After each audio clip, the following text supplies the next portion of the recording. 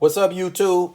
So I wanted to talk about the differences between these two firearms because I hear this all the time so much that if you have the Hk VP9sk, which is this gun here, it makes no sense to get the Hk cc9, which is this gun here.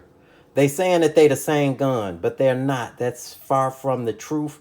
They're similar, but at the same time different. And that's what I wanted to talk about right quick. I want to show the similarities and the differences between the two. Now, if you are in the market for a Hk cc9, what I would do, especially if you're shopping online, look at the last two digits of the SKU number. Okay, mine I think was 50. If yours says, that's basically out of the first batch. If yours say 51 or 52, then those are the updated models of this particular gun. Basically, they ironing out all of the bugs. So any issues that I'm having with mine, you probably won't have with yours. They done ironed the bugs out. Now, I'm also recording this video at the end of August 2025. So the Hk VP9sk is discontinued completely. There's a lot of versions out there, a lot of variants. I'm just going to talk about the one I got here. You may or may not be able to find this particular one online because it's discontinued. All right. So let's talk about the differences between the two and the similarities. The first thing I'm going to do is show clear. That's what I'm going to do first. Okay. cc9 clear. SK clear. So right out of the gate, the first difference is the size. The VP9sk is bigger and taller and thicker. So that's why I don't understand why everybody's saying they the same gun. Okay. Both of these, mine, okay, has a high vis front night sight with tritium in them. The HK has rear night sights also. The cc9 has a blacked out rear U-notch. I mean, it's still cool. I get nice tight groups with it, you know. It looked blurry in this viewfinder, but believe me, I've gotten used to this sight picture. I get nice tight groups with it. They both have front and rear serrations. Both of the takedown levers here are on one side, as you can see. They both have red on the external extractor. Supposedly, if you charge the weapon, they're supposed to stick out and you can see them. I can barely tell. I always check anyway. They both are optic ready. The VP9sk has a cocking indicator. It doesn't mean this one in the chamber. It just means when you see that red, that means it's ready to fire. We already showed clear. So if you squeeze the trigger, goes away. And it also had these charging ears, you know, so you won't slip off of it. Though you can remove these. I'm not removing these. These are perfect for me. The cc9 does not have charging ears, does not have a cocking indicator, but it does have an FCU, okay, which is a fire control unit. This is a modular gun. You can take this, as you can see, that's the serial number inside. That's the weapon, okay? Not the frame or the slide. You take that out, drop it in another firearm, and you got yourself a whole new setup, you know? OD green, flat dark earth, a bigger, larger frame or something like that. This is the FCU is the gun. So this one, the SK, it's not modular. So what you see is what you get. Also, they both got Picatinny rails. This one has 1913 Picatinny rails. So, you know, standard lights will fit on it. The cc9 has smaller light rails. These slots are not your standard 13 Picatinny rail. Basically, if you have a Whatever fits on my Hellcat will fit on here with no problem. I'll show that in a video too. This happens to be the SK. The VP9sk happens to be the B version, mine. Neither one of these have the paddle release buttons. The B version stands for button. Mine is reversible. I like the button. That's what I was looking for. I could have found the paddle release version. Didn't want it. I prefer the button. The cc9 comes with the button anyway, but the button, mag release button on here is ambi. And both of the slide stops on both firearms are ambi. Here, as you can see. Now this is a slide stop / slide release on both of them. This one just is longer, but it's still the same one, okay? The back straps on here, you get a large, medium, and small on the SK, side panels, and back strap. I happen to have the 2 smalls or side panels on and a medium back strap. This gun, the Ergos, is second to none on here. Nothing I have had the Ergos is this one. This is beautiful. And it also has a finger groove here. Now, people don't understand that finger groove helps wrench down that recoil. It helps tame it. So, you know, people don't like that. It don't bother me. If I have it, that's cool. If I don't, that's cool. The Ergos on here feel good too, okay? This has 2 back straps. This one only had, this happens to be the large. It has a large and a small. I took the small off. When I was shooting this, I shot it next to my shield.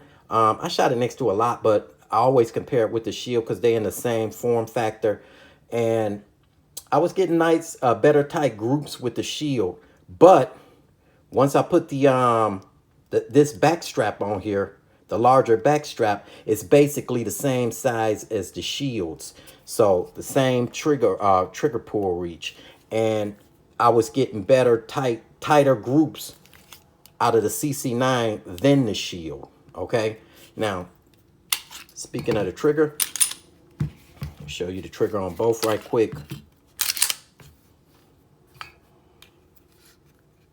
Big old trigger guard. But this trigger, you squeeze it,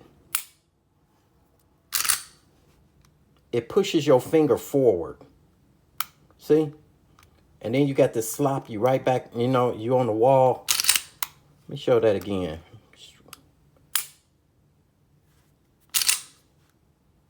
It's gonna push my finger forward. See that? And then you right back on the take up, all this slop, you on the wall. I like this trigger. This trigger is a lighter trigger than that one, okay?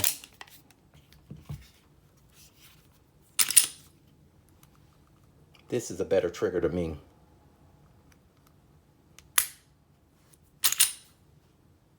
It doesn't push your finger forward. Right there. Little bit of tiny bit of take up. You right back there.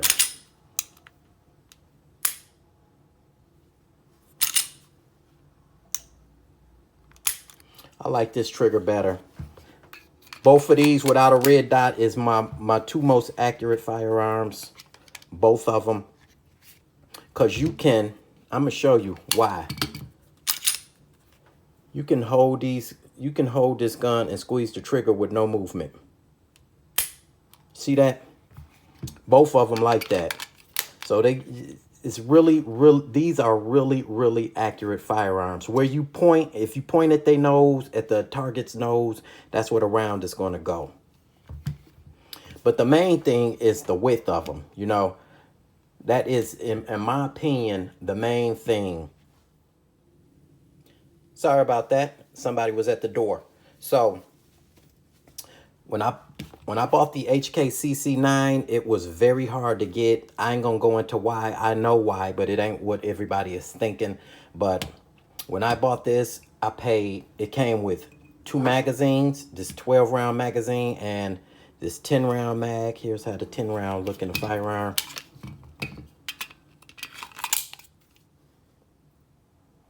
And yes, I have been shooting it like that. I paid 700. Here's the 12 round. I paid 740 donuts, abiding by YouTube's guidelines, for this firearm. Okay. For this one came with 3 magazines. This one came with 2 12 rounders, the 12 round with the pinky extension, a flush fitting 12 round, and a 15 rounder right here. Used to be 13, now it's 15. Okay. And I paid 603 donuts for it. So I got a better deal with this. All right. Now, I already said they both are pleasant shooters. This one, for its class, this is in a micro 9 class, even though the P365 and the Hellcat is much smaller than this, you know. And to be honest with you, the Shield X is, with that handle, to me, that Shield X and the length of it, of the Shield X, that gun to me is competing with the Glock 43X or the 48 or a Masada Slim. This one competes with like shields and stuff like that. This was closer to the Shield. I already showed a video of that.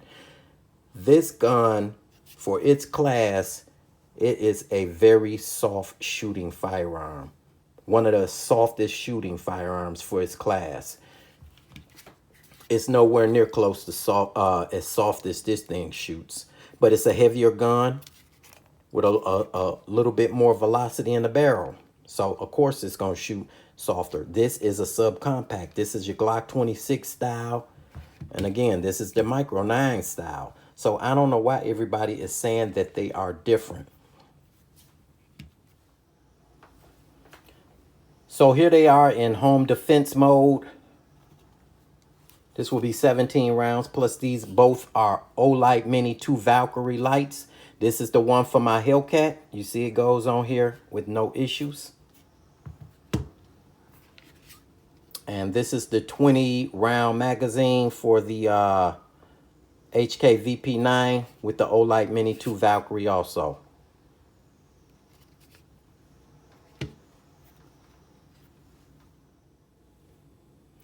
So, the stippling on the Hk VP9sk, it's cool. I had Talon grips on here. You know, they start coming off. I took them off. I really didn't need them because every time I grip this firearm, it never feels, and I shoot it, it never feels like it's fisting to jump out my hand or anything.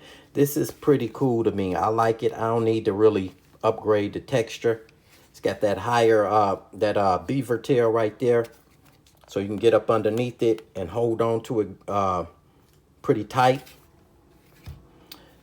The stippling on the cc9 reminds me of my Hellcat. You know, it feels soft right here, but once you bear down on it, you know, it don't feel like it's going anywhere. I do like the stippling on here a little bit better. It doesn't come all the way up here, but that's no big deal to me. And it also has a finger groove in it to help tame that recoil. Charging, this is a little bit harder than the cc9. It's a smaller gun, so the tolerance is tighter. So that's it. Now, in closing, I will say this much. I like both. I'm not getting rid of either one of them. Love these guns, you know. But this comes from Germany. Okay, again, it's discontinued. This gun has been dropped twice, once by my girl, once by me at the gun range. Not a scratch on it.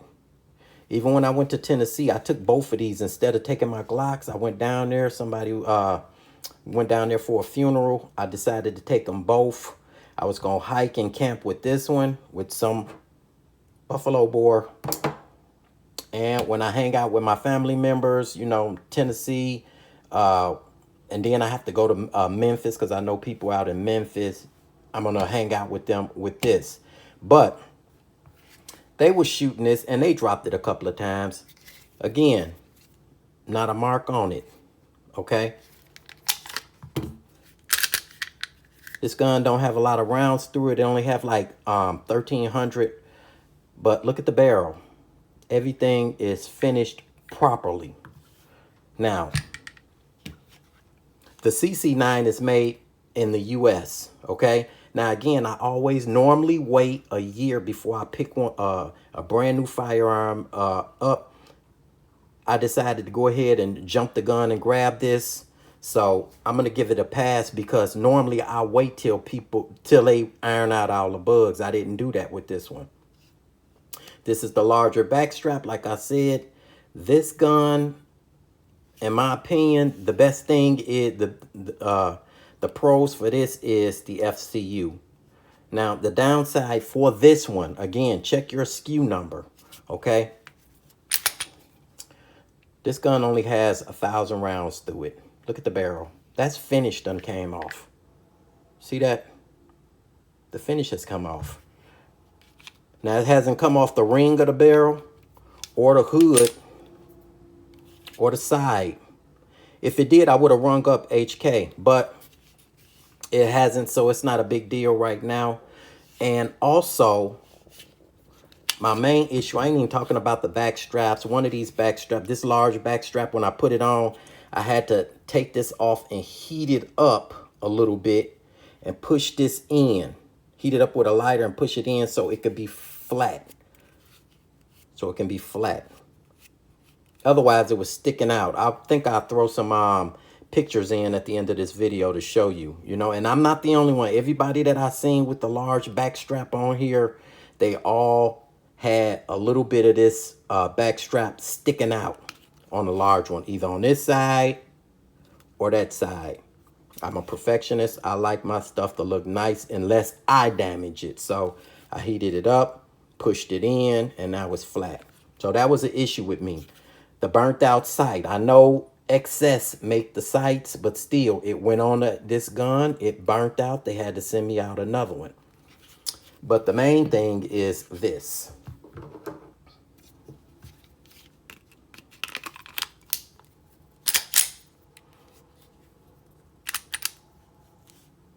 The out-of-body battery issue. Still here. 1,000 rounds through it. It hasn't went anywhere. So, again, check your SKU number.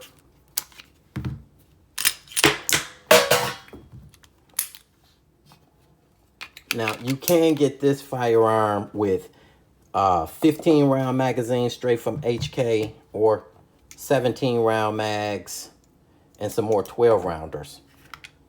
The VP9sk, even though it's discontinued, you can run 20 round magazines and 15 round magazines in it. All of the VP9 magazines will run through this. So basically, that is it in a nutshell. I love them both. I'm not getting rid of either. So if the main thing is carrying, okay, for me personally, in closing, if I'm getting a concealed carry firearm, for me, number one, it must be reliable, okay? Number two, it must be easy to carry because it's a concealed carry weapon. You know, a lot of people say, no, it's got to shoot good. No, you can learn how to shoot a firearm.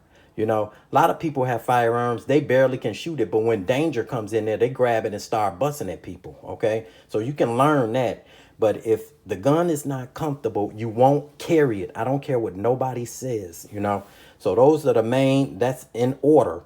Reliability, comfort, then shootability. You can go to the range and find out if it's snappy or whatever, what you need to do to get your arms around the firearm. So that's it in a nutshell. I'm not getting rid of either. Love them both. Peace.